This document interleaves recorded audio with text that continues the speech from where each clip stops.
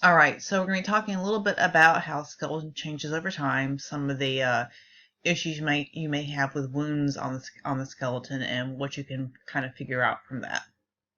So, if you got a moment on your sheet of paper before you start actually taking notes, answer this question. And remember, you can stop this because I've only got 15 minutes to kind of get through this, so I'm going to keep going, but feel free to stop the video and pause it and answer the question and then continue on. So let's talk about bone injuries. So bone injuries can occur a lot of different ways. They can occur during life. I mean, probably a lot of folks here who have broken a bone, and it shows when you look at bones. Or like me, you may have had some injury due to continual use of specific bones, and you actually may have damage to it. Those are ante-mortem. If something happens at the time of death or very near it, that's perimortem, or something happens after death, that's postmortem. And there can be postmortem injuries, and it's a huge deal to figure out which one of these three it is.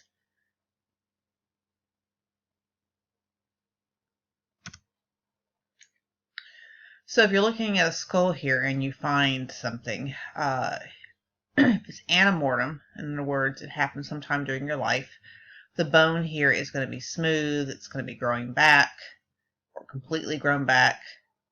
If it's perimortem, you're going to have sharp edges because obviously it hasn't had time to grow back because it happened right around the time of death. And if it's postmortem, if something happens later on, they've been dead for a while, and say a fox or a wolf gets hold of the bone, the wound could be have scatter lines and be completely dried out because the skull is dried out. So antemortem injury, because the bone itself is living tissue, which you don't really think about, but it is, it will show bone repair, a sign of healing. The fracture edges may be rounded and smooth, and the broken pieces may be rejoined.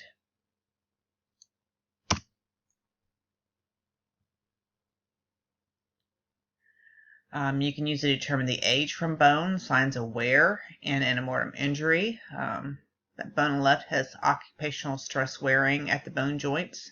That's something they continually use that area of the bone, and it wore it down.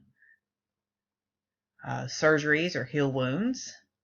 I know one of the ladies I work with at Barnes & Noble, she had double hip replacement. And when they do that, when they actually replace those areas, they're actually numbers on what they put in there. So they know that A2555 went into Mary James's left hip, and 8266 went into Mary James's right hip.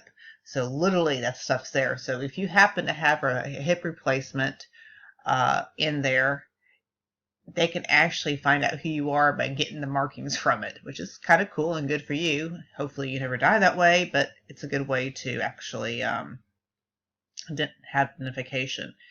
And then also, if you have old wounds, you've gone to the doctor, you have hospital records. So there are ways to actually help identify and eliminate a lot of people who haven't had those wounds if they're trying to identify you. Perimortem. The bone breakage patterns are similar to antemortem trauma, but you don't have any signs of healing going on there. Here's some perimortem trauma.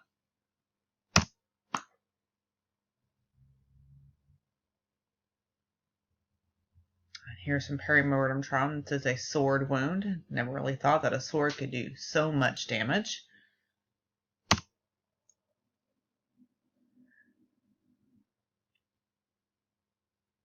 So if you look here on the left, there's evidence of healing on that wound, and then on the right there's a gunshot wound.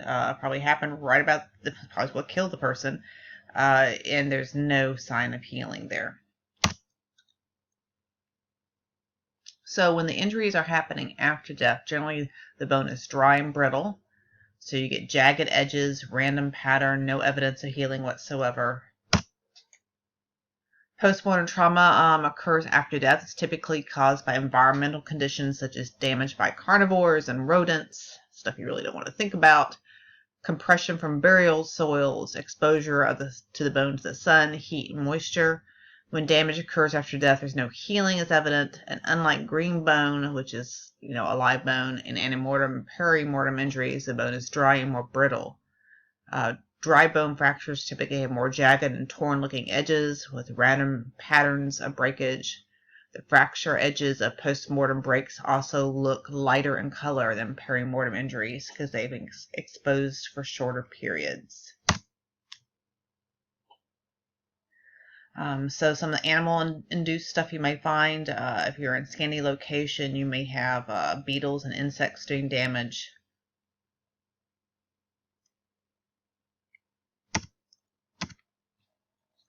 When you're looking at trauma bones, there are 3 main types of trauma. You got blunt force, stab, or sharp force trauma, and gunshot wounds, something that's produced by projectile.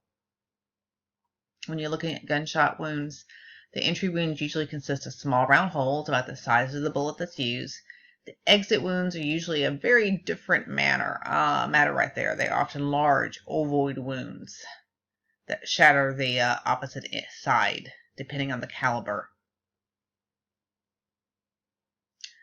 You can find beveling, which shows the direction in which the force was applied to the bone. The bone will bend away from the direction the force was applied. There's a gunshot wound right there. Blunt force injuries most commonly cause a death when the brain has been significantly damaged. They can also cause major trauma to internal organs. And both sharp and blunt force trauma can cause basically you to bleed out because of artery breach. If you're doing this to live bone, sometimes you can actually figure out what the weapon was that was used. Sharp force trauma, knives, swords, axes, oh my. They produce incised wounds. They have sharp edges that distinguish sharp force from blunt force injuries. Death mostly comes from basically bleeding out. Exsanguination. Here's some of the stuff that can cause sharp force trauma.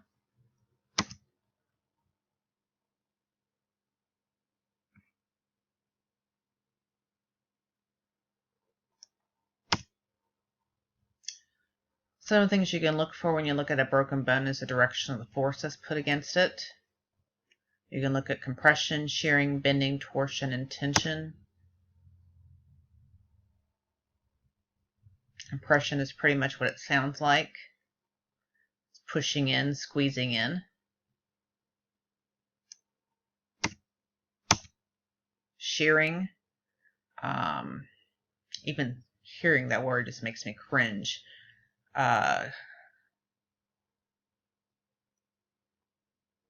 This is usually what happens with accidents more than homicides here. Think about what happens when you normally break a bone. And it just I can hear the sound in my head and just, don't even want to think about it. Bending. Pretty much what you're thinking about here too.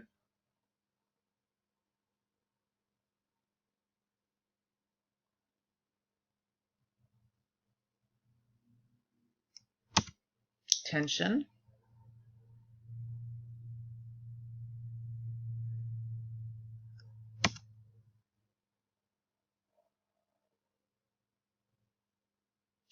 And then we got some classification of fractures by injury. Take a look at this a little bit. Okay, another thing that you can find out from bone is diseases. There's a lot of stuff that actually shows up in the bone. I mean, I talked about in one of the other PowerPoints about osteoporosis. That's one thing you can definitely find in the bone. A lot of things leave marks on the skeleton. How much labor you do in life, what type of activities you may do. Like if you're a football player, there's going to be a lot of damage to certain aspects of your bones. If you're a heavy runner, there's going to be issues going on with your feet, possibly with your knees, disease. Diseased bones form abnormally or loses tissue, leaving holes or lesions. Cancer can change the bone. Certain cancers can cause bone loss or cell damage. Arthritis. Get knee replacement there from a lot of folks. I've got knee issues. Both of my knees. In this last move that I went to, I have a lot of knee issues. I did a lot of damage going up and down those stairs, carrying heavy boxes. And my initial issues with when I was doing running when I'm younger ages, before a lot of the information was out there how to keep your knees healthy. I now have 2 trick knees that every once in a while they go out on me, and I find myself kind of going down and not realizing why I'm going down. Surprisingly, something called tuberculosis. You still see tuberculosis a lot. It was a disease back in the 1700s, 1800s, killed a lot of people, caused mess with your lungs, caused you to cough blood up. Oftentimes, if you read some of your literature books, it would call it consumption, because it would consume you. You would get very skinny, just be a mess. A lot of people caught it. Especially if you were living with the family members, it was not surprising that whole families would end up getting this and eventually dying. And surprisingly, it also can affect your bones too. Also, some information about tuberculosis real quick. It's still out there. I had to be tested for TB before I went into the school system. Some of the newer strains of TB you can't do anything about. So you find them in third world nations a lot, and they come in here to countries that bring the TB in, and you cannot use the antibiotics on that particular TB. So there actually is TB now that there is no cure for, which is very scary, because TB, the old TB, can now be treated. So it's just throw it out there and let you know it's a little scary.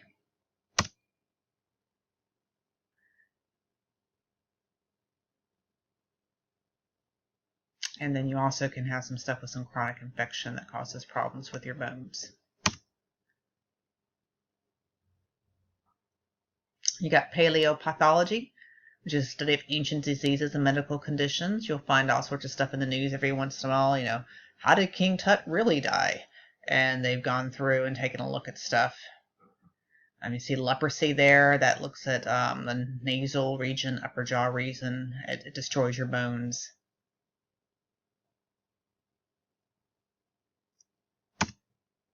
Teeth also reveal evidence of disease. Tooth decay and cavities can lead to infection and formation abscesses in the jaw.